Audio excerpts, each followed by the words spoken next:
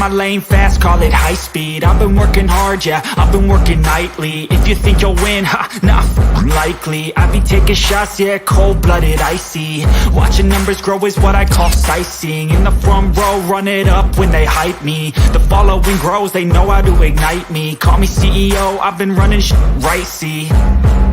And I ain't playing games, I create my own lane, making pleasure out of pain, turning losses into... Good evening, Steeler fans. Hope you're having a fantastic end of your week. I'm Daniel J., host of State of the Steelers. We're doing our weekly Friday night Q&A. With me is the Arsenal D.B. How you doing tonight? I'm doing very good. Awesome. Glad to see you on.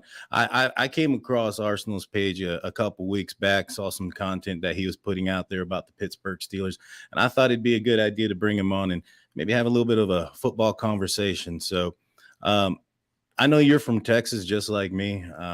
I'm curious, how did you get into liking the Pittsburgh Steelers? Well, it started mostly from playing video games because like Madden got me into like liking football a lot.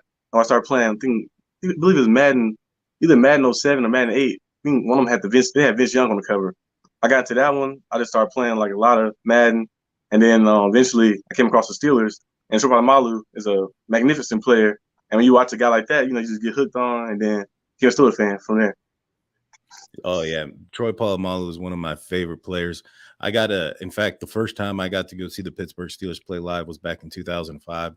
It was in Houston against the Texans there, and that was my first opportunity to see him. And one thing that I remember from him then was just how blatantly fast he was. Covered it from sideline to sideline. It was amazing. He stood out amongst the other men who were extremely fast on the field as well. So Madden, how do you feel about these Madden ratings that have come out recently about the The Madden ratings they're terrible. Like, how did you get? Like, I guess the Pro Football Focus and EA, they love Myles Garrett a lot.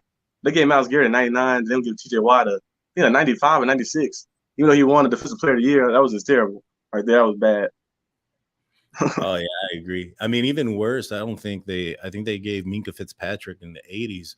I think he was an 89 rating on Madden. That's crazy. I found that to be, that's insane. He's the highest paid safety in the NFL and made the NFL history, and yet he's not he's not the highest rating one.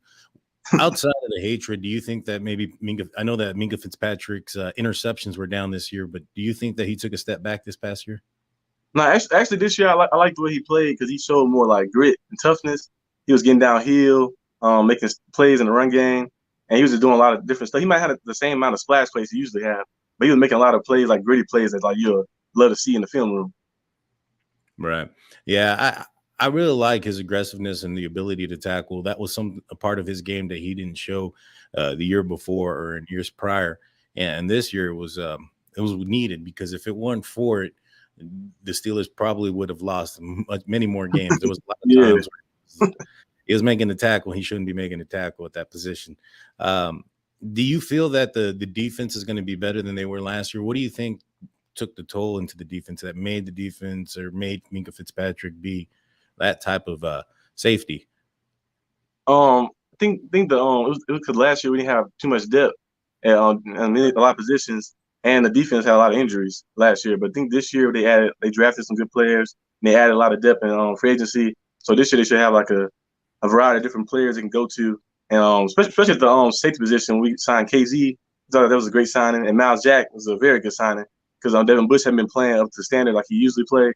Like his first year he played solid, and then his second year he was playing very good. He tore his ACL, and then last year he was I don't think it was a physical thing. It was just like a IQ thing. He was missing the holes and he was making the wrong reads, and it was just bad. I agree. I actually put a video out there about maybe 3 weeks ago now, doing a little bit of a film study on the middle linebackers and our running ability. In fact, I was kind of looking to see what Larry Ogunjobi would bring to the table after we had signed him in free agency, and watching the defensive line, I noticed that the middle linebackers were put in positions to think or react, and they thought for a little bit too long, or they reacted quickly and left their gap liability open, and there was some cutbacks. It was mainly in the Minnesota Vikings game against Cook. Yeah, that game in the Lions game.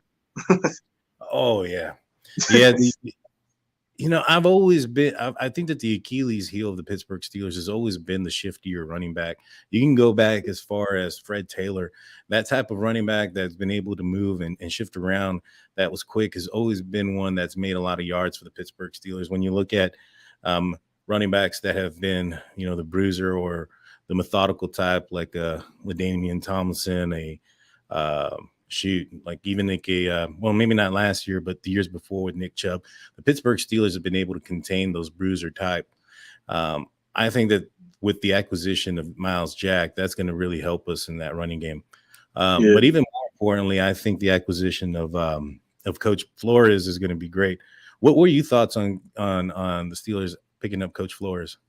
That was a huge. I wanted Coach Flores to be the defensive coordinator, but they promoted Terrell Austin. I was like, okay, maybe he still have a chance. I don't know. But then when they signed him to be a linebackers coach, we like overqualified for, that was like a bonus. I think he had like a senior defensive assistant too. So I don't know what that means. I guess that means he's gonna be helping around like a lot of different things or something.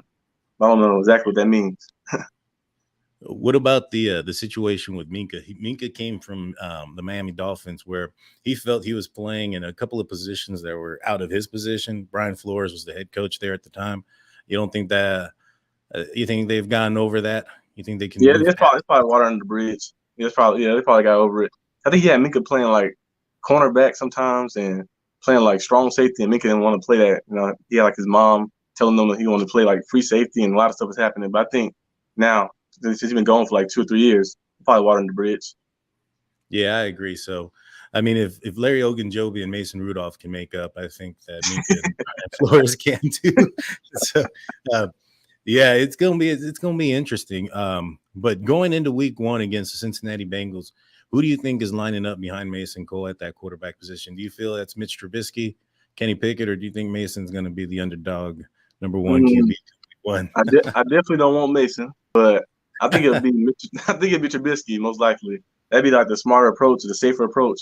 Get like a veteran QB who's been in the situations before. He might not be the franchise guy, but he's like a bridge QB.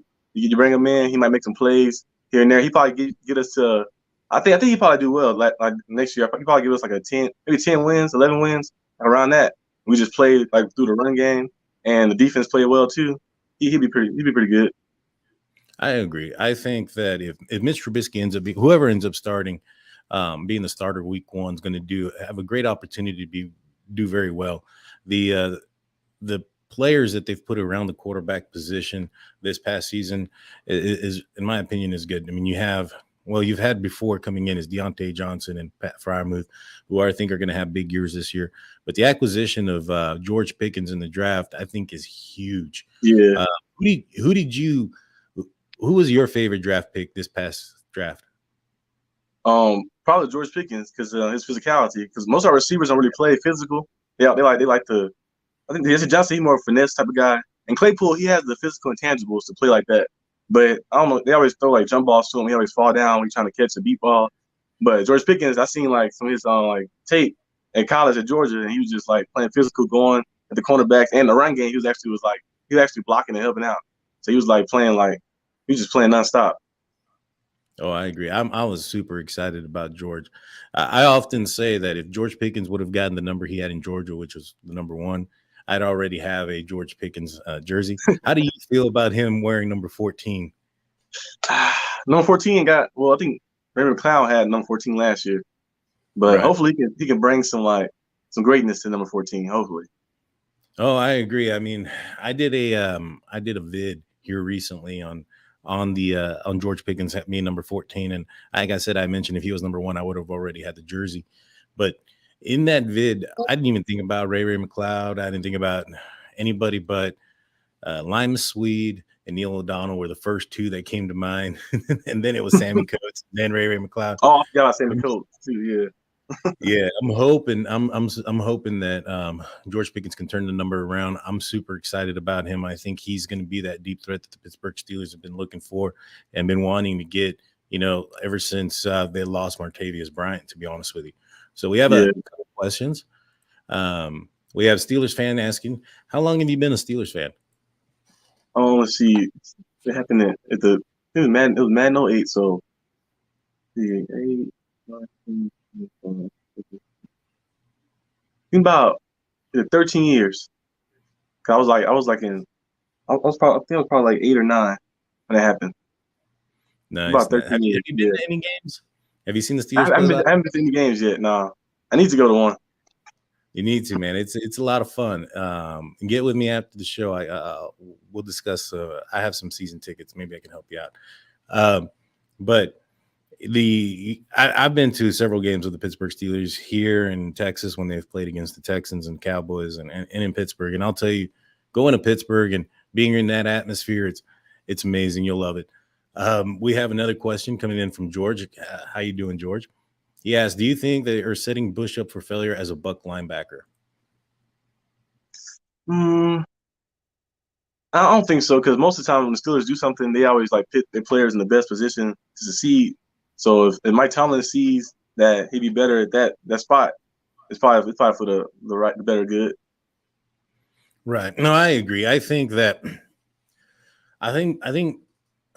Bush struggled last year with he's definitely struggled last year in the middle linebacker position, but he just struggled significantly when he had the green dot, when he was in charge, when he was trying to make the adjustments and do the play calls and having to be the vocal leader on the defense. I think putting him in that buck linebacker position is going to be, I think it's going to be situational, to be honest with you. I think that Buddy Johnson and Robert Spillane are going to probably play significant more roles in that buck position, going against teams that are in the north. For instance, you're looking at the Baltimore Ravens that are heavy on the run. You're looking at the Cleveland Browns who don't have a quarterback and can only run at this point. You're going to have to put in somebody who's going to be able to be effective against the run. So I agree that they may not be putting him up in the best position for his talents as being a coverage guy. However, the film doesn't show him being that great in coverage either. Last year at least, I think he had one pick he had one pick, but that one was deflected and the receiver, the tight end, had him beat. And so, I know a lot of the issues that also played last year was the absence of Jerry O, their middle linebackers coach. He was out because of the death in the family, and so that played a pivotal role. This year he has Brian Flores, and like you mentioned, right now the Pittsburgh Steelers seem to put the players in the right position to best make them, the best player that they can be. So I don't think they're setting him up. I think they're taking the load off, and I think he's going to be in there in situational ball when we aren't playing heavy run offenses, when we're playing more passing offenses and things of that nature. That's a great question, George. Thank you so much. And it's a contract year too, so he might play better. Oh, I agree. So we have Top Jay. He's not much of a Steelers fan here, but he's here for you. Welcome, Top. I hope you enjoy. Please like and subscribe. Subscribe. Let's see. Did you hear about I just put out a video here recently, like probably 40 minutes ago, on the comics burger. Yeah, have you seen? Did you see the article? What are your thoughts on his statements thoughts on his statements of Kevin Colbert? And basically, for those who haven't read the article, he came out on the Pittsburgh Post-Gazette with Ron Cook, and they had a little, what I call as a tell-all little article interview, and where Ben Roethlisberger stated that last year, going into his last year, that Kevin Colbert wasn't too fond of him playing there. What did you think about the temperature of the article? Do you think that he was a little bit disgruntled there? Yeah, I think so. It's like typical Big Ben. I love Big Ben, but it's like the mess. He always find a way to bring some type of drama. Now that always happens. Like every time, I'm talking in an interview. I think Kevin Colbert made the best decision for the team. He got hired he's a GM for a reason. He supposed to do the best interest of the team, and moving on from Big Ben was probably the best interest. I agree. I went into depth in my article. I went into depth in my video stating that I don't think that the failure of the offense last year was solely on Ben Roethlisberger. But when you have an aging Ben Roethlisberger who's immobile, and you have an offensive line that's new and inexperienced and had a lot of moving parts last year, referencing you had DeCastro's retirement, the acquisition of Ray Turner. right before the season started, and then Kevin Dotson gets hurt, and then LeGlue's playing, and Hassenhauer is also taking over for Kendrick Green. All those moving parts. Adrian Clem, the offensive line coach, didn't finish the season. It doesn't help. Now, if we had, for instance, a offensive line that was, up to par, and maybe one that like maybe from 2014, then I think that could cover up some of the the issues that the Steelers had in an immobile quarterback or a rookie offensive line coach. Or if we had a quarterback that could move and throw the ball down the field, that would help out that offensive line. But when you have all those things together, it just spells out for disaster. Yeah. It's time for a rebuild. Right now, speaking of rebuild, right now the Pittsburgh Steelers, according to Vegas, are the win over under is at 7.5 wins. Do you think the Steelers are going to be under or over that 7.5? Definitely over. Like 7.5 wins. That's a little because this year, like, the schedule is a little easier, and the Browns don't have a quarterback right now, and the Ravens, we beat them, I believe, the past 4 matchups. So, and the Bengals, the only team that really had our number in the division for the past couple of years. I don't know how, but they've been beating us down. But I think the schedule is a little easier now, so I think we should probably win if everything goes right. Probably like 11 wins, 11 to 12, for sure. Yeah, I'm on par with you on that. I'm predicting somewhere around the 11 to 12, maybe 10 wins. Last year, the Pittsburgh Steelers managed to get 9 with a lot of the issues that they had. I strongly believe that the Steelers are going to be a lot healthier this year on defense, solely because the offense is going to be able to keep the ball a little bit longer. The defense was on the field the entire time, for the first 3 quarters of majority of games. Exactly. And so it led to injuries. It led to lingering type of injuries like the groin that hit everybody last year on the defense. It was just insane. And so I'm looking forward to that. I'm hoping that things are going to progress more. But looking at the offense, if we're going to be more on a running offense and leading on the run, are you concerned with the backup running back position behind Najee Harris? And do you think that the Steelers need to address it? Yeah, they probably need to either bring a guy in, or they can see. I guess they can see what they got, but they kind of did that for the past couple of years. Because I thought Benny Snell was going to be very good. I seen him at the 2019 season. He was playing well. Then when Big Ben came back in that 2020 year, that Giants game, he played well. He had some good games here and there. But he kind of like fell off. And then Anthony McFarland, we thought he was going to be one of those guys that bring like some explosion to the backfield with that speed he has. And then he kind of fell off as well. So I don't know where he'll go for the backup running back position, but we can't have Najee getting all those touches like he did this past season because he's not going to last. That happens. And like the end of the year last year, he hurt his elbow in that Ravens game, and then the Chiefs playoff game, he didn't look like himself because he was overused. Oh, I agree. He had I think almost 400 touches last year. Yeah. And yeah, he definitely did get injured at the end. I think that right now a lot of the attention's on the undrafted rookie Durant. He ran like a 4.38 at his pro day. Kind of a speedy guy, can catch the ball outside of the backfield. I think that at the end of the day, a running back's best friend is the offensive line, and the Steelers, kind of address some of the holes there. So I think that addressing those holes on the offensive line probably did more good for our running game than getting another running back, so to speak. What do you think about Mason Cole and James Daniels? Do you think that they're going to be enough to fix what the Steelers have been struggling to do for the last few years here? I think they'll be better. James Daniels, I know he's pretty good, but Mason Cole, I don't know too much about Mason Cole, for like a lot of question marks. So I guess you have to wait to like see how they look, maybe in preseason a little bit, then maybe like early on to see if like it's an upgrade. But I think it might be a slight upgrade though, because they're younger and they're more athletic than the past line we had. Yeah, I agree. And Mason Cole, he's somebody who was playing also guard that played a little bit of center. I don't understand why the Steelers keep, trying to get a center, trying to move people around. And that's kind of why, like, for instance, Kevin Dotson and Kendrick Green, that battle, in my opinion, isn't, shore up. Kevin Dotson was a right guard, mostly. And when he came in his rookie season, in 2020, I believe it was. Yeah. He he wouldn't get out of his 3-point stance, whether they were passing or not. And last year, going into the season, there was DK Sports had put out there that there was some speculation that the coaching staff wasn't too happy with Kevin Dotson. A lot of the media and a lot of the fans thought potentially it was a conditional thing, that maybe he came in out of shape. He posted a bunch of videos working out and whatnot, showing that it wasn't that the case. However, I believe DK kind of alluded that it was more of a mental issue and whatnot. And I think it's been stated since that it's pretty difficult to transition from the right side to the left side. Kendrick Green is a natural left guard. I think that battle is going to play out pretty good. I think that Dotson, because he couldn't even play outside of that 3-point stance, might have an issue transitioning, so to speak, or adjusting. Yeah. And that might play well for Kendrick Green, so to speak, for his advantage, maybe not so much for the offensive line's advantage, but for Kendrick's advantage.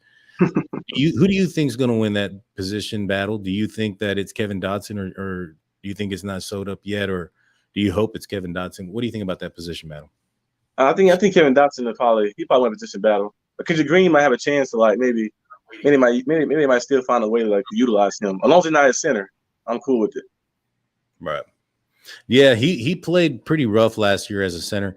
He was pushed back a lot. He's undersized, and he only played, I think it was 5 games in college at the center position. So I think he was set up not to be the best. So we got a question here. Let's see. George says, I heard that Jack doesn't want the green dot. Do they force him to do it? Who else can take it if not Jack? Well, it doesn't have to be the middle linebacker. I think it has to be, probably the smartest player on the field. The middle linebacker position is usually who it is, because they're able to yell at the offensive line in front of them and to the defensive backs behind them.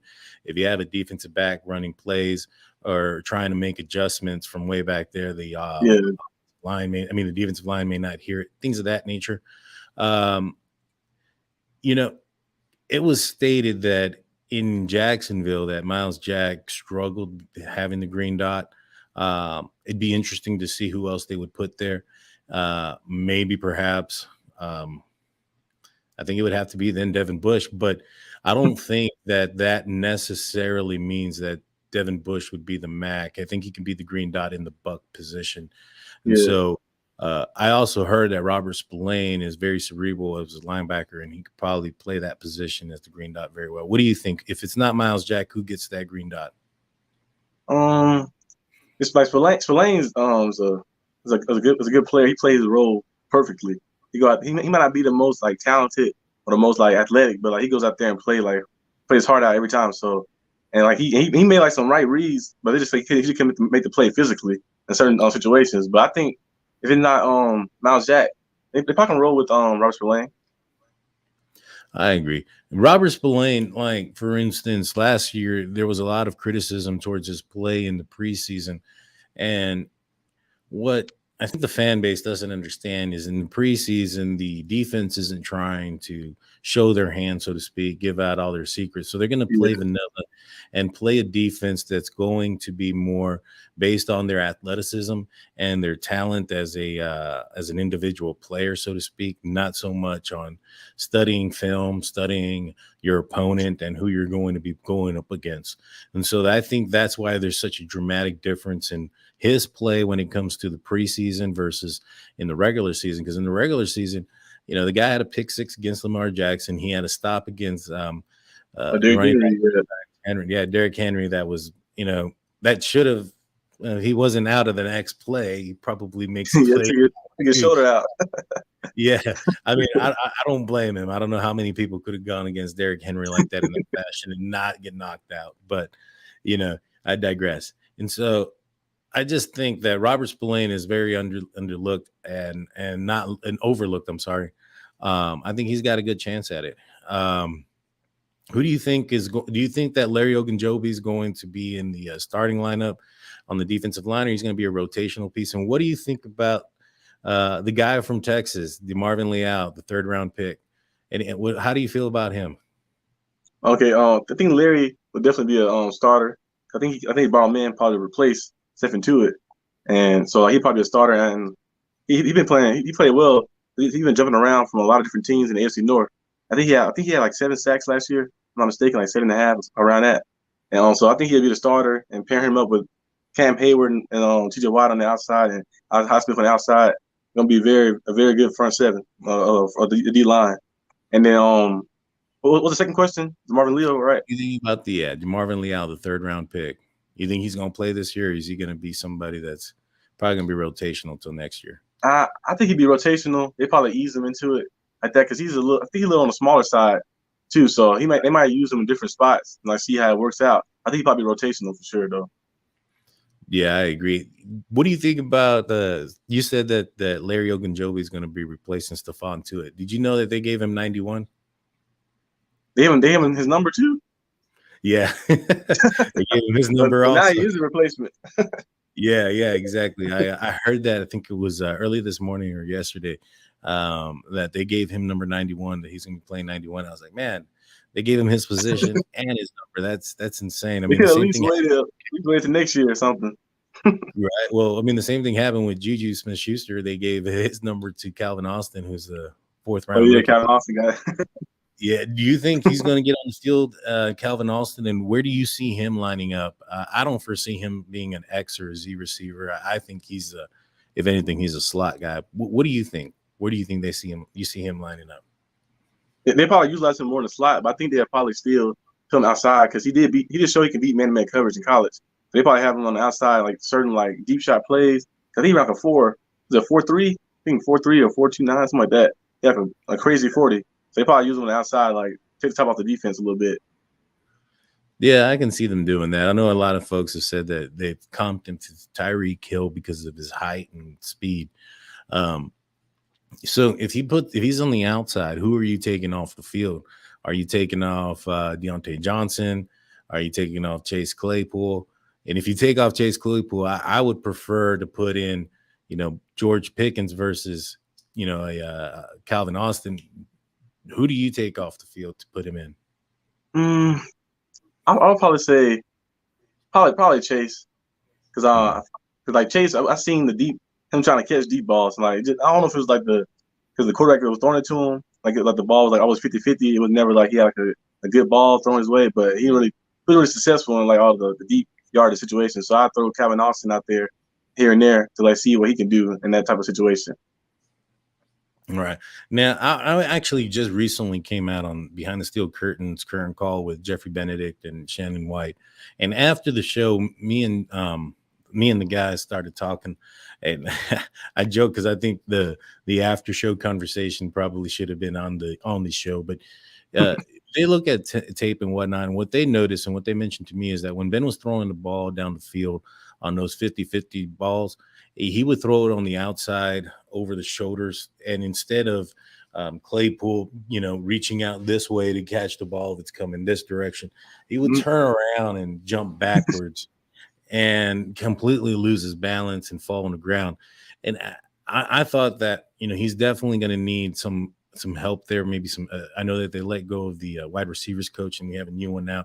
And I'm hoping that's going to help his game and his transitioning there. But one of the other things I didn't like about Chase Claypool was it just seemed like he was always playing for the pass interference call versus he was trying to catch the ball. Sure. Oh man, that used to irk me so much. But the other thing is also the antics after the play. How do you feel about him going back to being on TikTok? He recently came out on Varsity Blues podcast with Minka and Miles Boykin, and he mentioned there in that podcast that he's really, his brand is really important to him, and his social media presence is important to him, and he plans to make a presence on TikTok again. Does that bother you? Do you think that's something that should be looked at, or is it something that we shouldn't even care about? No, the TikTok don't really bother me too much because he gotta make his money, make his brand like that. But like when he's on the field and you thinking about dancing instead of giving the ball to the umpire, so he can like put the ball in place. Like that's when it gets that's when it messes up. You like think about it, doing all these antics and these celebrations instead of focusing on like the game. That's when it's like kind of mess up with the team a little bit. Right. Yeah. I mean, if we go back to that game you're referencing, which is the Minnesota Vikings game, he did he cost us seconds trying to do the first down catch or first down motion after the catch there near the end of the game. But what a lot of folks also forget was earlier on in the game, Pittsburgh Steelers were driving. He got it was like a second down pass. He made it third and short, and then afterwards put his finger in the defender's face, and then Pittsburgh Steelers got a personal foul 15 yards back. I think he has a lot of maturity to grow and a lot of maturity to come in. I've been saying it for a while. I feel that the Pittsburgh Steelers sent him a message when they drafted George Pickens and they signed Miles Boykin in free agency. Those two receivers are very much similar to him. Yeah, the same size as you, the same speed. So you keep acting up. Replacements. Exactly. Exactly. Who do you think who would be speaking of receivers, who are your top 5 receivers that you've seen personally play from the Pittsburgh Steelers? Top 5. Antonio Brown is definitely number 1. The most talented, the most he just was like generational. Antonio Brown. Of course, Hines Ward very great. He should be in the Hall of Fame too. They keep snubbing him every year. I don't know why. I didn't watch. I was I'm only 20 years old, so I didn't see the Lynn Swans and stuff. So I'm just gonna go by what I seen. Right. Let's see. Antonio Brown, Hines Ward.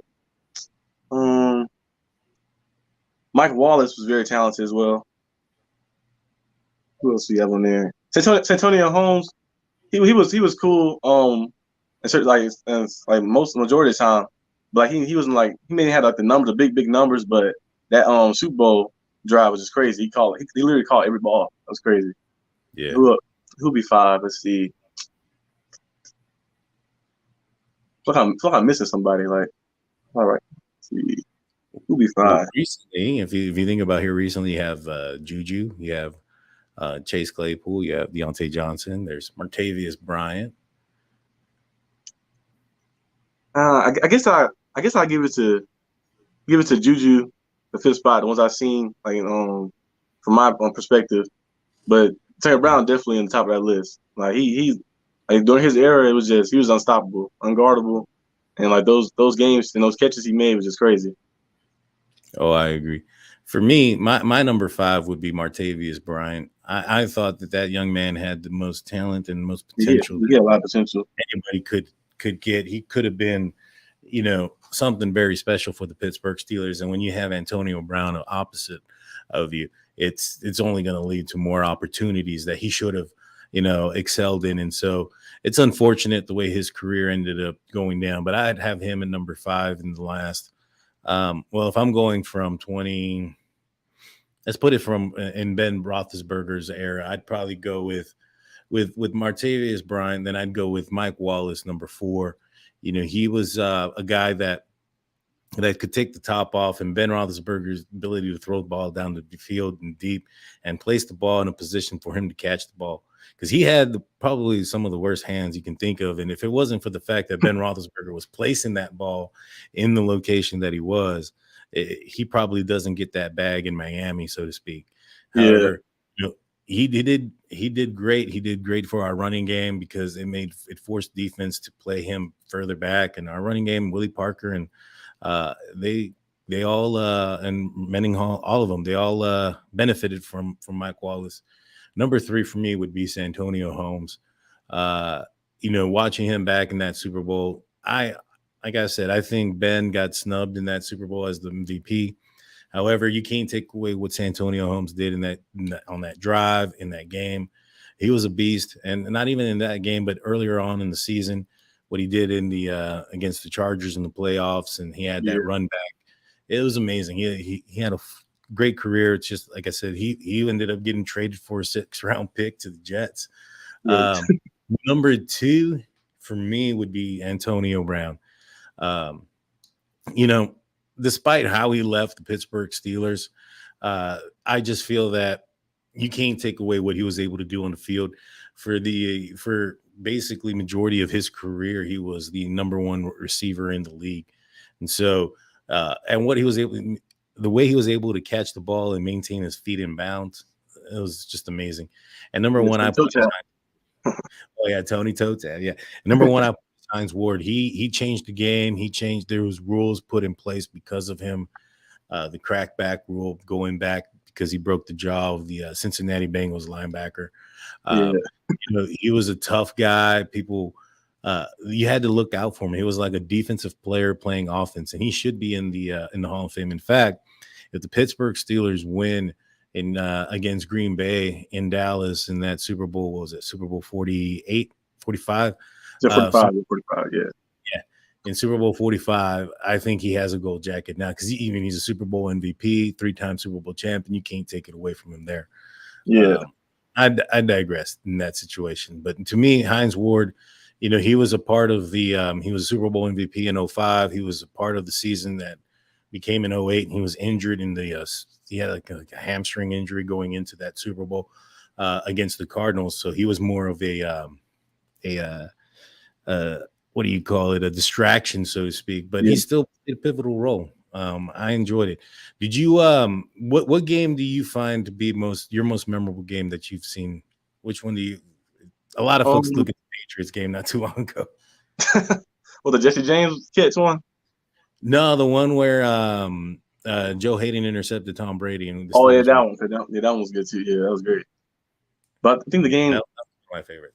It's probably it gotta be the Christmas game against the Ravens. We had the color rush, and that last drive was crazy. I think Cal Juszczyk scored.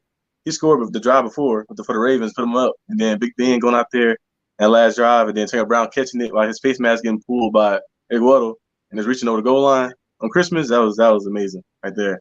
Yes. I remember that game. That was the Immaculate Extension. Yes. Yeah. That is true.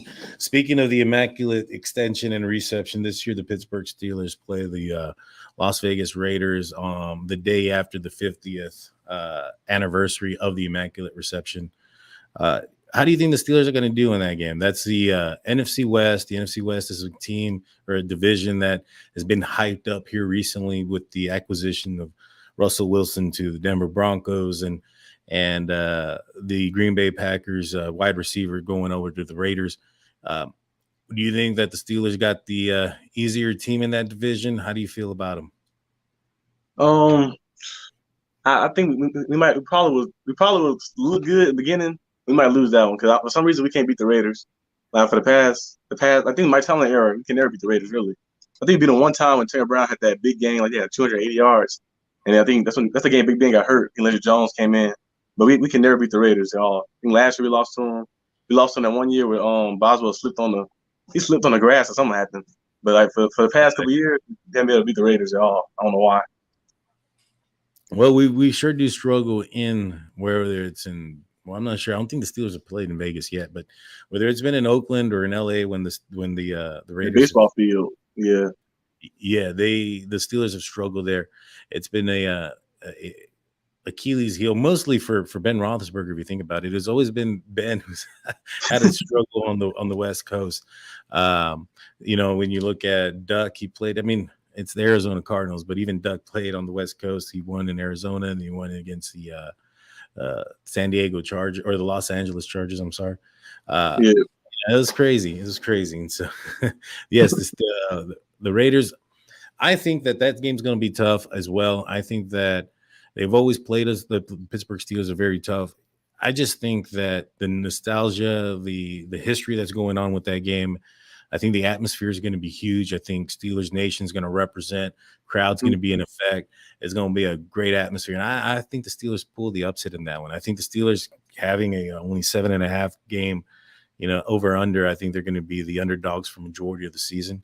How do you feel about that as a Steelers fan, that the disrespect coming in, the 7-5 over under, how basically the Steelers are going into the 2022 season extremely under the radar? Do you like that? Do you hate that? How do you feel as a Steelers fan about it? I actually kind of love it because most of the time the Steelers are always the team that everyone's targeting in the AFC North because we win the AFC North. AFC North champions almost every year. So being like the team that like everyone's writing off, you flying at the radar, you can kind of like go in with no pressure. Especially got a lot of young players too, so no pressure on them. Just go in, just ball out, and just play. Oh yeah, I agree. I'm in the same boat. I'm excited about it. I think that the Steelers go into Cincinnati and win Week 1. I'm on it. Me and Mark. Mark is from the Steelers Nation Australia. He's in the live chat. Me and Mark believe that the Pittsburgh Steelers are going to go 4-0 this year. The first 4 games is at Cincinnati. Then it's the home opener against the New England Patriots. Then it's a Thursday night against the Browns, and then home against the Jets. How do you see the Steelers going in that first quarter of the season? Now, I can see us winning the Patriots one, the Jets, and who's the other one? You said the Bengals won week one. The Bengals, and then it's the Browns on a Thursday night. Yeah, we beating the Browns for sure, beating the Patriots, and beating the Jets. Now the Bengals one, it's kind of up for grabs. It depends on how we start the game. I don't know. I think the biggest thing or the biggest advantage for the Pittsburgh Steelers in that Bengals game is, there's 2 things. Last year, Watt didn't play in the first one, either did Alex Highsmith. And the second game that the Steelers played against the Bengals, Watt wasn't 100%. He's definitely feeling the effects of that groin injury. And so it being week 1, Joey Burrow is going to have to go up against a healthy Watt, a healthy Alex Highsmith, and a healthy Steelers defense. And the other thing that I like about the Pittsburgh Steelers going into this is that the teams have played the Steelers for the last couple of years a certain way, and which is not respecting anything over deep, no double moves, things of that nature. And so the Cincinnati Bengals especially have played the Steelers very aggressive. If you go back to when Juju had that fumble on the TikTok dancing on the logo incident, if Ben holds the ball, I think it was Chase Clay was open on the crosser right there. And so they were not respecting any of that. And I don't think they're going to respect the Steelers' running game or their passing ability, and are going to come in with the same game plan. And I think the Steelers are going to have an opportunity to do some play action pass and hit the Steelers over the middle, or hit the Bengals over the middle for some deep balls to Pat Freiermuth. And I think that's what's going to be the difference in this game, in my opinion. But we'll see. It's any given Sunday, and every team has a chance to win. But I really think that, man, going back into a couple of years ago when the Steelers were playing, I believe the quarterback's name was Finley. He was a backup QB. That guy torched us too. It's insane. It's been a curse here recently against the Bengals, and this is a curse that needs to stop. I look forward to it. What do you think about the sticking with the AFC North? What do you think about the Ravens? Where do you see them coming into the division? Do you think they're going? They were last place last year. Do you think they stay there? Nah, as long as Lamar Jackson stay healthy, they'll play be well. It'll be good. They probably will be up there contending for the division. But I think the Bengals, it's really up to the Bengals, Steelers, and Ravens, really, because I think Deshaun Watson not going to be playing this year. I don't know if he gets suspended for the whole season or not. So he probably won't play. So the Browns will be out the contention. So that really have those 3 teams. I think as long as Lamar Jackson stay healthy, the Ravens got a chance, and the Bengals, as long as Joe Burrow stay healthy, they got a chance, really, because those like the big dynamic piece for their teams. Right. Yeah. No, I agree. It's going to be a tough division. I think a lot of attention goes out to the AFC West because of what they've done recently, and rightfully so. But, I think the Steelers, they're in a tough division. It's going to be tough. It's going to be hard-nosed. The rivalries are real, regardless if the Baltimore Ravens were in 4th place or 1st place in the division. That game's going to be tough. And so I look forward to it, but I still think that the Pittsburgh Steelers are going to do some surprising things this year. I really do. Well, we're coming up on our time here today. I'm going to leave you with one last question, and then please let us know, or let everybody in the live chat know where they can find you. Where do you see the Steelers as a record prediction, and where do you see them lining up in the divisional rankings? And again, let us know where we can find you. Okay. I have the Steelers winning the division at 12-5. And you can find me on the Arsenal D.B. I think my name is like on all social media platforms and on YouTube. So just type in Arsenal, the D, the period, B, period. You can find me on all that. But I got the Steelers winning the division for sure at 12-5. Awesome. I'm very much similar in the same boat as you. And I do think that the Pittsburgh Steelers are also going to be winning that division. Guys, please go follow the Arsenal DB. I've linked his YouTube page in the description. So please Go follow him. He's got some great views on the Pittsburgh Steelers. You don't want to miss any of his content. Please like and subscribe to this channel and to this show as well. We do weekly live Q&As and daily segments. You don't want to miss any of that content. With that being said, guys, I'm Daniel J. This is State of the Steelers. Peace. Peace.